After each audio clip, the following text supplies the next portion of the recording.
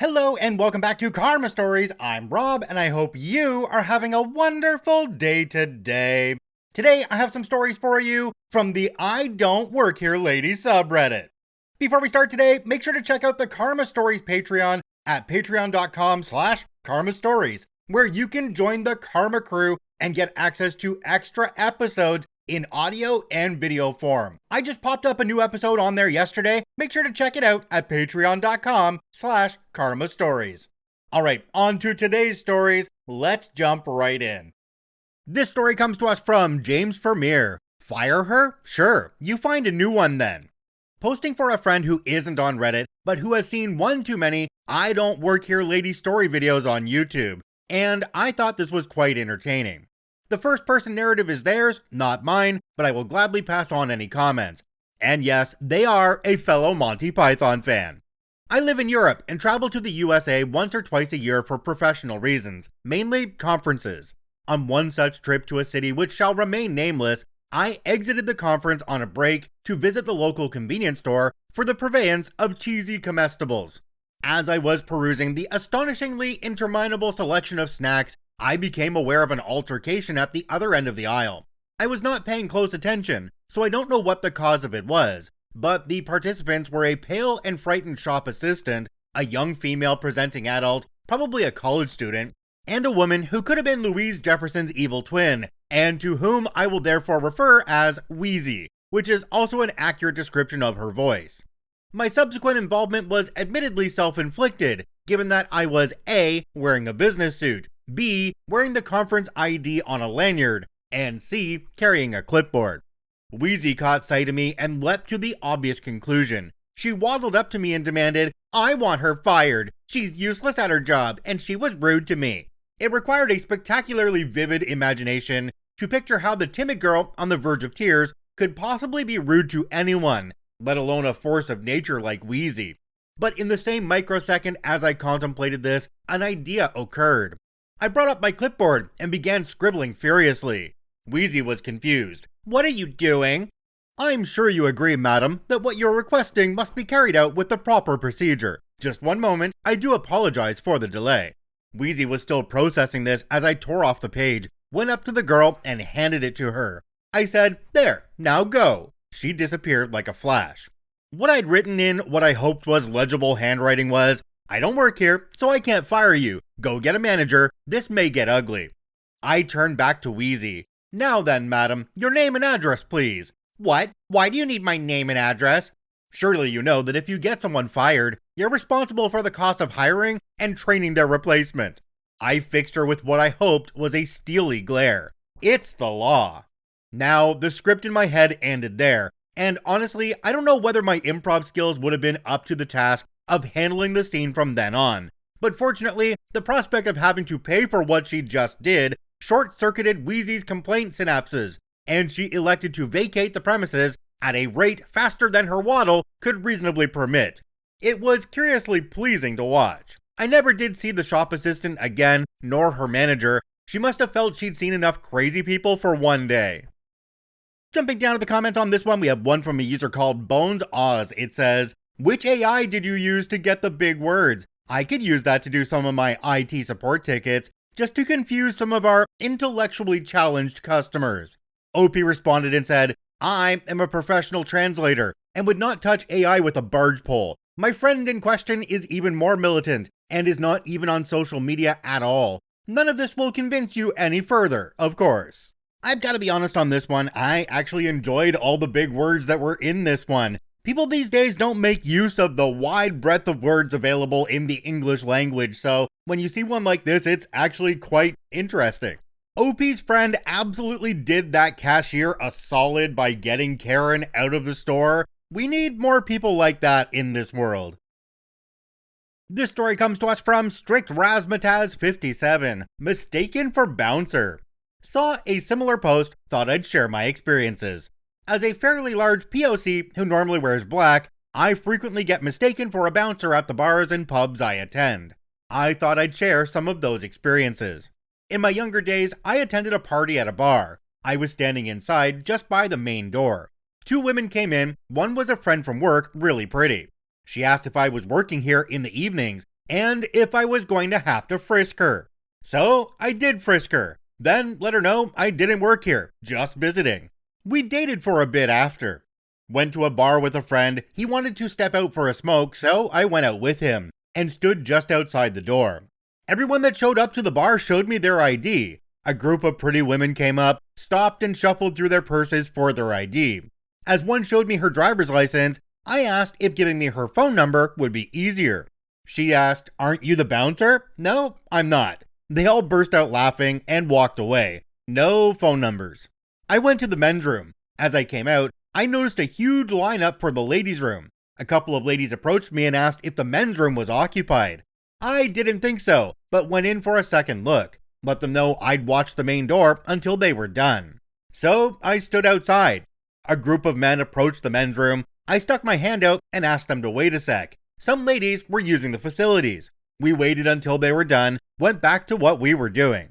This summer, I was at a bar. A band was playing. The band members were my friends, and it was standing room only. I stood by the door. A group of guys walked past me, and I noticed they were sizing me up. One dude, who looked pretty jacked, walked up, said, "Hey man, if something goes down, I'm on your side." I said, "Okay, good to know." He said, "No, really, I don't want to tangle with you. I'd rather be your friend." Alright, good to know.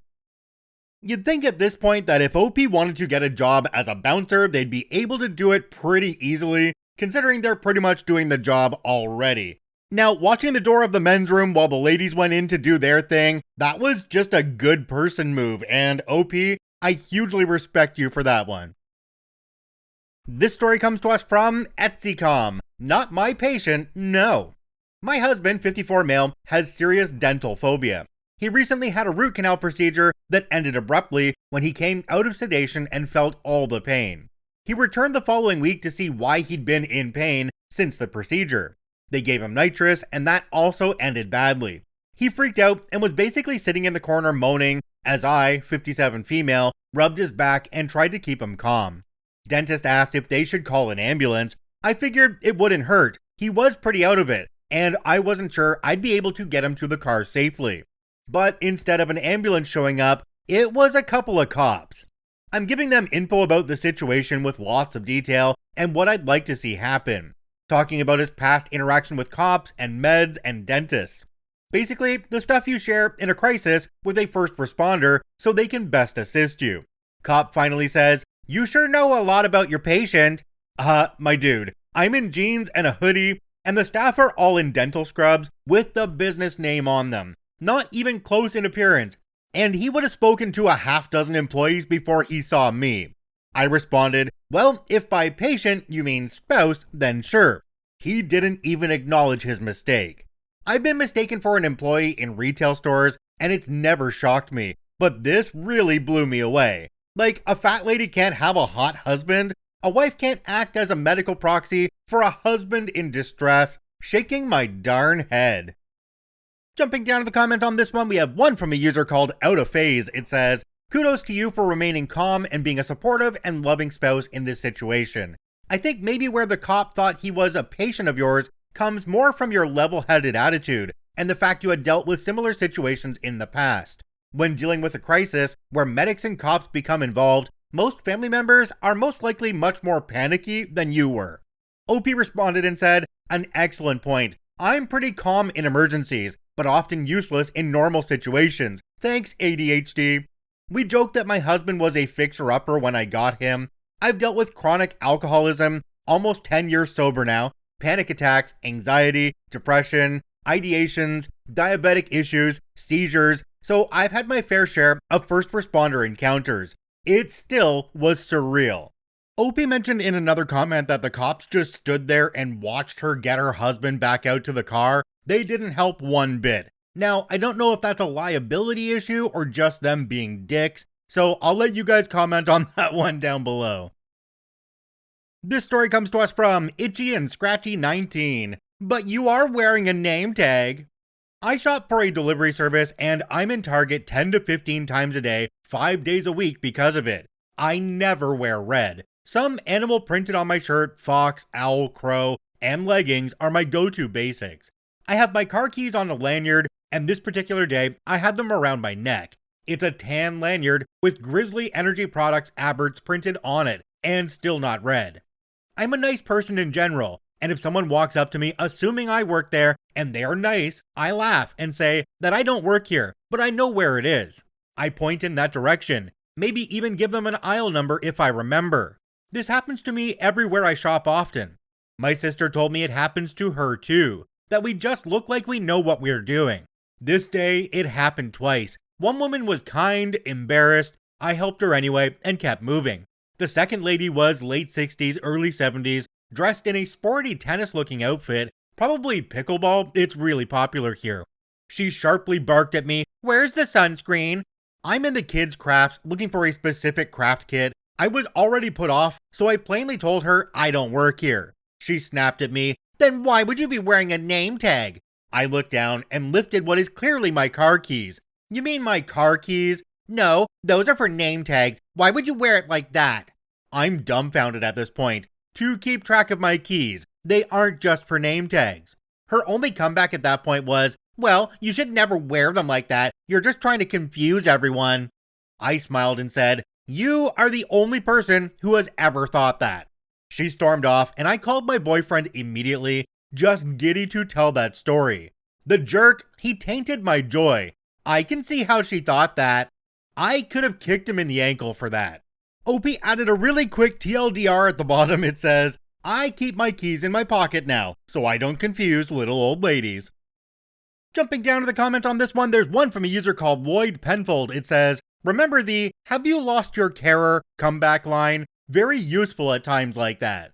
I feel like if you're walking around a store with a lanyard or with a name tag, regardless of whether it's from that store or not, you're going to be more likely to be thought of as somebody who works there. So maybe when you go into the store, you hide the lanyard, or you take off the name tag, or you just ignore people when they talk to you. This story comes to us from Mobile Engineering 35. "I'm just doing my groceries, sir." So it finally happened to me. I decided to take a small detour before going home to grab some groceries, and I'm just checking the aisles and grabbing some stuff for dinner. Pretty happy as I want to try a new recipe. I was wearing headphones while listening to a podcast when suddenly a tall guy, entitled customer, begins shouting in my direction. I ignore it and proceed to go into the next aisles, when suddenly I feel someone forcibly grab my shoulder and push me to the side, almost making me drop my basket. "Hey, idiot, I'm talking to you." I was scared and confused. "I'm sorry? Where are the," inaudible, whatever he wanted. I take off my headphones and ask again, "Where the F are the glass plates?" Still startled, and it took me time to process. I think he's referring to something I'm carrying, so I look at my basket. Sorry, sir, I don't know what you're referring to." "Are you an idiot? Where are the glass plates?" Maybe I was just too scared, but I didn't realize he was confusing me for a store employee. I look around and I see 4 people in the aisle staring at us, including 2 store employees. They probably thought the man was just trying to cause trouble. "I'm sorry, sir, I have no idea." "Do you want me to knock your face? Stupid bee, you're all the same." At this moment, he finally lets me go. I'm sorry. I keep apologizing as I quickly walk away out of the aisle until I'm out of sight. I'm hyperventilating, so I place my things on the floor and try to relax myself. As I come back to my senses, I realize that I'm wearing a shirt of the same color as the store employees. And suddenly it kicks me that I was being confused for a store employee. I feel very bad about the situation, so I just rush to the cashier, pay for my things, and walk to the bus stop. It's very obvious in the comments that OP has some major anxiety. They didn't want to report the altercation to the police because they felt like they wouldn't be believed. There were 4 people watching, including 2 employees. Plus, the store likely has cameras, OP. Something like this needs to be reported, and this person needs to face the consequences. Because if they don't face the consequences, they will do it to other people again and again and again. I know you have anxiety. I know you don't think they'll believe you, but they will. And there's cameras and witnesses. You've got to let that person have what they deserve. This story comes to us from I'm a Miler. No, I won't arrange your furniture delivery or book your hotel room. When I was 13, on occasion, we would get wrong number phone calls from people trying to reach a certain department store to arrange delivery of large items. We'd say they had the wrong number, and that was the end of the call. But one woman argued with me and absolutely insisted that I was the store employee and I needed to get her sofa to her. She would not be convinced otherwise. I hung up and she didn't call again.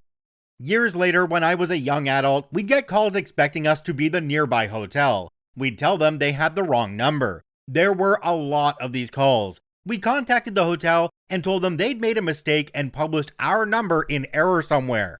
They insisted there was nothing they could do to fix this. The calls mysteriously stopped after my roommate started asking for credit card numbers, he didn't write them down, and giving out bogus reservation numbers. It wasn't nice, but it worked. Jumping down to the comments on this one, we have one from a user called Kevin Martin. It says, having the same number as a hotel is the worst. My flower shop's number was 1 digit off the local Hilton. I was constantly telling them the hotel was across town and try to give them the correct number. Can't you just connect me? Yeah, my phone in my flower shop has a direct line to the Hilton front desk. I'll get right on that. I don't think I'd have as much patience as most people do when it comes to these calls. If I realized that it was becoming a habit after maybe like 2 or 3 calls, then I would definitely pretend I was the place they were calling. Especially if it was somewhere consequential like a hotel, or a doctor's office, or a dentist office, or something like that. I'd be like, yeah, I can schedule your appointment and do it for like the last 15 minutes of the actual work hours for the place they're trying to get in touch with. So they show up right before the place closes, and maybe the people running it get guilted into taking them in anyway. This story comes to us from Tupika AKS, Grumpy Employee. I went into a huge shop for sports equipment to buy rollerblades. Because it's more comfortable, I went to the self-checkouts. There stood a grumpy-looking employee who was watching over us customers so that we don't steal anything. He didn't greet anyone and looked annoyed, but I'm used to this because I live in Germany. I greeted him and went to a self-checkout counter to pay. He looked even more grumpy and confused and told me that actually he is trying to pay, but the counter doesn't work. Turned out he doesn't work there and was just waiting for an actual employee to help him. When I apologized and told him that I thought he was the cashier, he smiled for the first time and told me that he only coincidentally wears a shirt with the same colors as actual employees.